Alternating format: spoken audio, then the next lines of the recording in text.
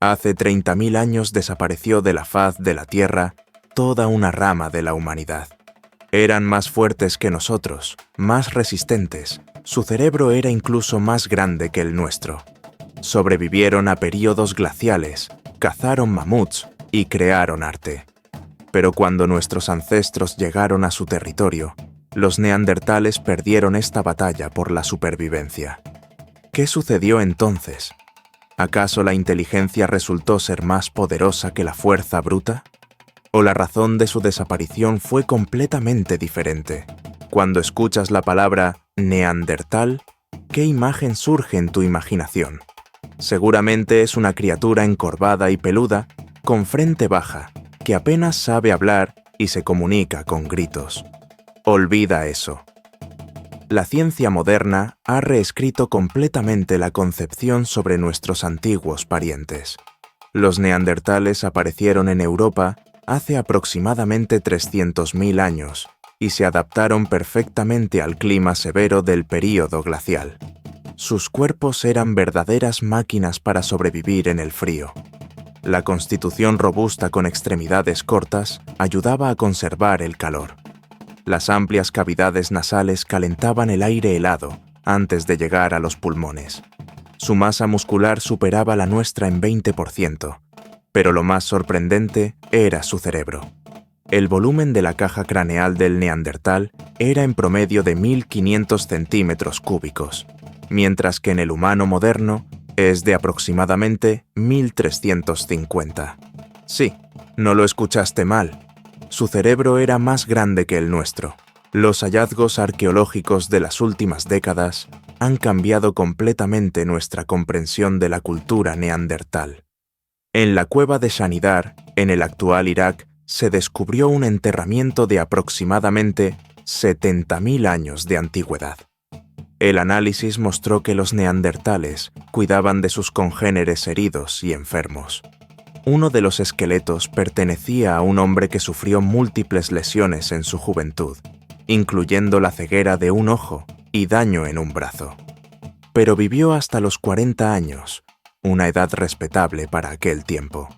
Esto significa que el grupo lo cuidaba, compartía alimentos con él y lo protegía de los peligros. Los neandertales creaban complejas herramientas de piedra mediante una tecnología llamada Levallois. Esto requería planificación de varios pasos por adelantado y pensamiento espacial. Fabricaban lanzas con astas de madera y puntas de piedra. En la localidad alemana de Leringen se encontró una lanza de madera de tejo de 2 metros 10 centímetros de longitud, que tiene aproximadamente 300.000 años de antigüedad. Descubrimientos especialmente intrigantes se han hecho en los últimos años. En la cueva española de Cueva de los Aviones se descubrieron adornos de conchas con pintura roja y amarilla, datados en 115.000 años de antigüedad. Esto fue mucho antes de la aparición del Homo sapiens en Europa.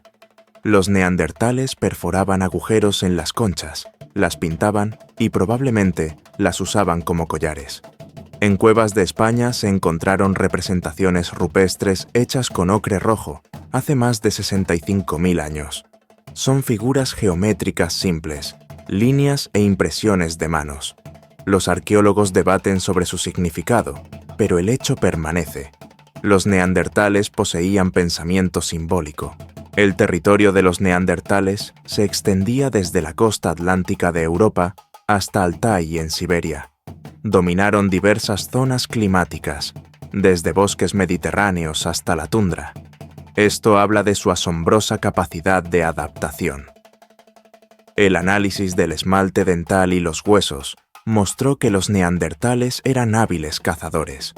Sus presas eran animales grandes, bisontes, caballos salvajes, renos, incluso mamuts y rinocerontes lanudos. Pero tampoco despreciaban la caza menor. Pescaban y recolectaban moluscos. En los yacimientos se encuentran huesos de conejos, aves y tortugas. Investigaciones recientes mostraron que los neandertales utilizaban plantas medicinales. En el sarro dental se encontraron rastros de milenrama y manzanilla, plantas de sabor amargo sin valor nutritivo, pero con propiedades curativas. Esto evidencia el conocimiento de la naturaleza y la transmisión de experiencia entre generaciones. Sabían obtener y mantener el fuego.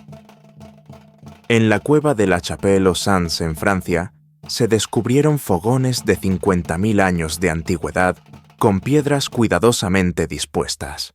El fuego proporcionaba calor, luz, protección contra depredadores, permitía cocinar alimentos y trabajar materiales. Hace aproximadamente 70.000 años comenzaron a dispersarse desde África nuestros ancestros directos, el Homo sapiens. Se desplazaban por la costa del Medio Oriente, conquistando gradualmente nuevos territorios. Hace aproximadamente 45 a 50.000 años, los humanos modernos llegaron a Europa, el último bastión de los neandertales. ¿Qué sucedió en el encuentro? Durante mucho tiempo, se creyó que el Homo sapiens simplemente desplazó a los neandertales, pero las investigaciones genéticas de los últimos años dieron vuelta a esta imagen. Los científicos descifraron el genoma neandertal y descubrieron un hecho sensacional. Del 1 al 4% del ADN de los humanos modernos de origen no africano tiene procedencia neandertal. Esto significa que nuestros ancestros no solo se encontraron con los neandertales, sino que también formaron familias mixtas. Los genes neandertales todavía viven en nosotros. Influyen en el color del cabello y la piel, en el funcionamiento del sistema inmunológico, incluso en la predisposición a algunas enfermedades. En cierto sentido, los neandertales no desaparecieron, se convirtieron en parte de nosotros. Los hallazgos arqueológicos confirman los contactos entre las dos especies. En algunos yacimientos se descubrieron herramientas de tipo transicional que combinan tecnologías neandertales y del Homo sapiens. Esto puede indicar un intercambio de conocimientos y habilidades. Entonces, ¿por qué los neandertales como especie independiente desaparecieron hace aproximadamente 30 a 40.000 años? Los científicos proponen varias explicaciones, y la verdad probablemente se encuentra en su combinación. La primera teoría es climática. El período entre 50 y 30.000 años atrás se caracterizó por bruscas fluctuaciones climáticas. Los períodos cálidos se alternaban con enfriamientos. Los glaciares retrocedían y avanzaban. Los bosques se transformaban en estepas y viceversa. Para los neandertales, especializados en la caza de grandes animales en ecosistemas específicos, tales cambios podían ser catastróficos. Las poblaciones de caza mayor disminuían y migraban. Los neandertales debían seguirlas o cambiar su estrategia de caza. Sus pequeños grupos dispersos podían no lograr adaptarse a los cambios rápidos. Cada enfriamiento reducía el tamaño de la población, y ésta no lograba recuperarse. La segunda teoría está relacionada con la demografía. A juzgar por los datos arqueológicos, los neandertales vivían en pequeños grupos de 20 a 30 individuos. La población total en Europa probablemente no superaba varias decenas de miles. Con tal escasez, cualquier factor desfavorable, epidemias, temporadas de caza fallidas, catástrofes naturales, podía llevar a la extinción de grupos individuales.